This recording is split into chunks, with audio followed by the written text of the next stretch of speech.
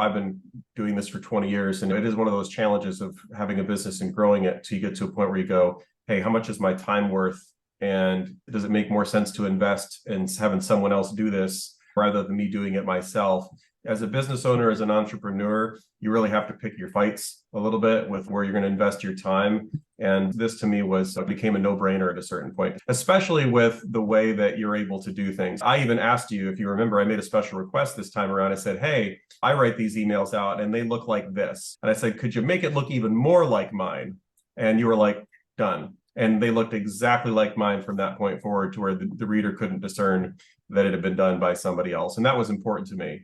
I even told my students during the training, because many of them signed on after reading a lot of these emails, I even told them, because I'm an honest person, I said, look, they asked me about the emails and I said, yeah, I hired somebody to write some of them during the stretch run there because I just don't have the time. And they couldn't really tell the difference. Okay, so we added like 50K. Between 40 and 50, I think. Yeah. So that's like a decent ROI for you, given the rate that you paid and also the time that you saved. It's a pretty good ROI on what I invested in you, my friend. Hey everybody, this is Nabil from dropkickcopy.com, and I'm here back again with another client success interview with my friend and client, Sean Wheeler. Hey Sean, what's up? How's it going? Real quick for the audience, tell them who you are and what you do. So my name's Sean Wheeler. I'm a clinical hypnotherapist and now also a trainer. So I've been doing hypnotherapy for 20 years now. I started doing trainings in 2022. And Nabil, you've helped me to promote the most recent one, which ended up going off really well.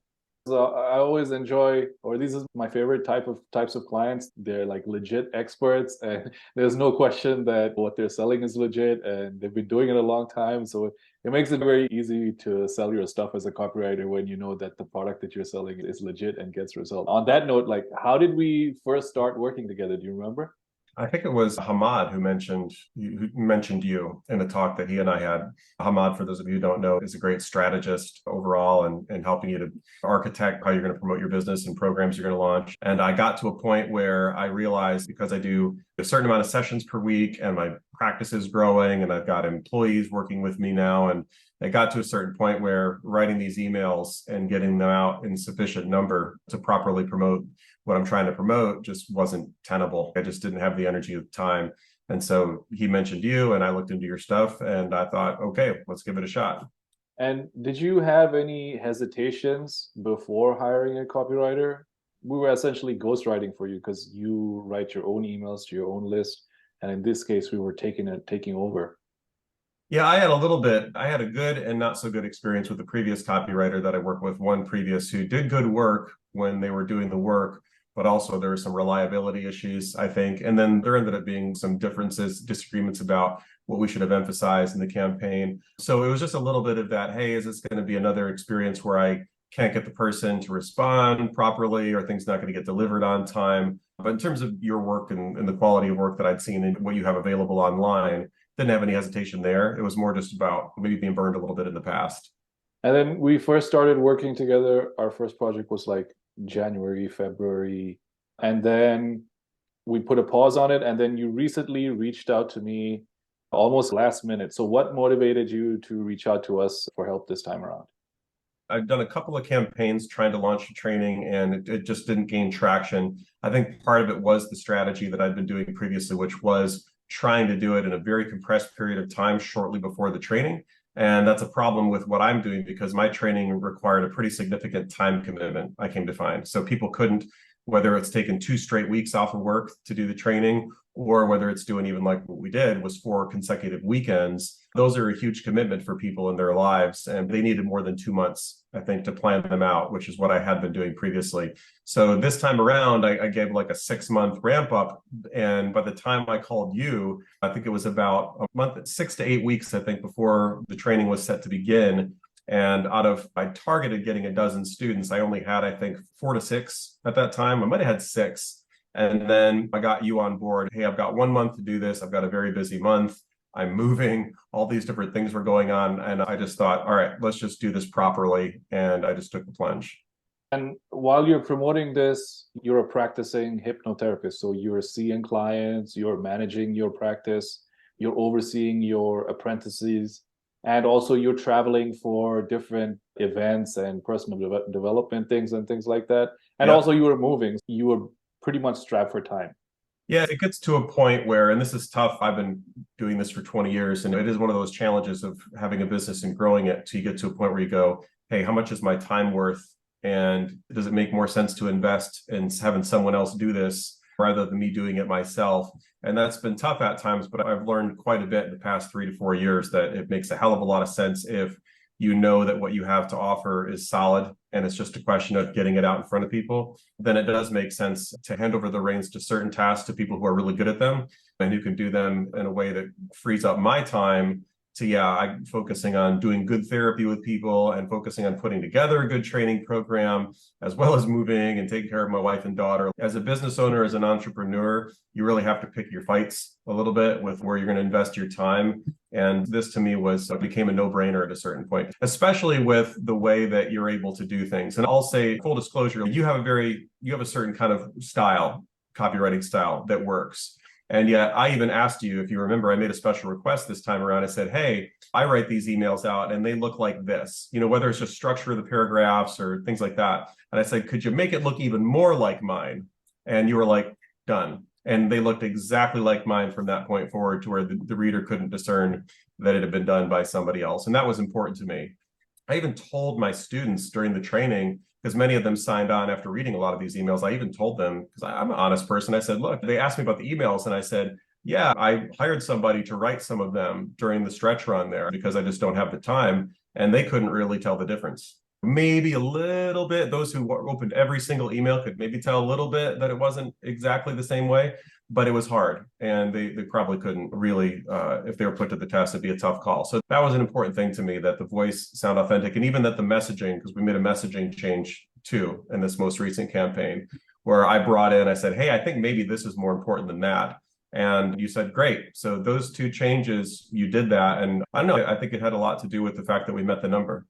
After ChatGPT came out, a lot of entrepreneurs and businesses, they're switching to using AI generated copy to save time and also save money on copywriters. Why didn't you consider that option, or did you consider that option? And then why did you decide not? I've used ChatGPT a little bit on my own to work on some certain marketing messaging type stuff. And I found it to be helpful, but also still somewhat limited at this point. And also, it does take work. Like you have to program, you have to send the right plugins to, you can't just go there and go take 30 seconds and say, hey, could you write me about a dozen emails that are going to talk about this and this? It takes time to enter the prompts and even to do that properly, right? Even if you had somebody who's well trained at it, it would still be difficult to do it at this point. So no, that didn't even really, like right now, to me, there's a very hard distinction between someone like yourself and a machine being able to do this. And I find that even when it's done well, I can still tell that it was written by an AI at this point. It's just not there at this time to that level.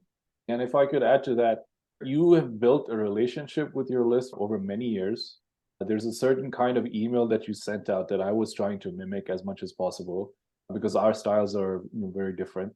And even though I use AI to help with some of my client work, I didn't want to use AI in this case because I knew that it would be very difficult for me to match your voice, your personality, or whatever you want to call it, using ChatGPT. So I pretty much wrote all of the emails from scratch. One, because it would be difficult to mimic you with ChatGPT, even if I might have gotten close, but also because I didn't want to risk the relationship that you have with your subscribers over trying to save a few extra minutes here. It totally makes sense why you would want to work with a professional instead of trying to do it yourself. Look, maybe someday in the distant future, AI will be able to mimic what a good copywriter can do, but they're not there yet. I'll tell you that. We promoted it for, I think, a little bit over a month. And then what were the results of that? You said we started at 6 seats? Yeah, I think it was 4 to 6 when I hired you that same week or just before I hired you. I was really actually having doubts about whether or not I was going to go through with this launch because there were a couple other events that I was going to have to miss out on in order to do this training and the dates that were scheduled. And I only had 4 students signed up at this certain point. And I spoke with a coach of mine and I decided to go ahead and do it. Within 3 days of making that decision, I had 2 more students on board. And I think that's when I hired you, right around that time. And so I went from having 6 confirmed to ended up getting 12 and then one latecomer 13. So I got the number, and the last 6 all signed up within that last month after you started up. And then what was the outcome of the event as a whole? It was outstanding. I know this. It's like I've known it's been a little bit frustrating for me getting this training stuff going because I've known that my ability to deliver an effective training is there. I did the first test run last year with a small group and it went extremely well. I am extremely knowledgeable in my field and I know how to teach what I do. So it's been frustrating about just getting the message out there and getting people to know this is legitimate, this is significant, you're going to be happy that you did this, it's worth the investment.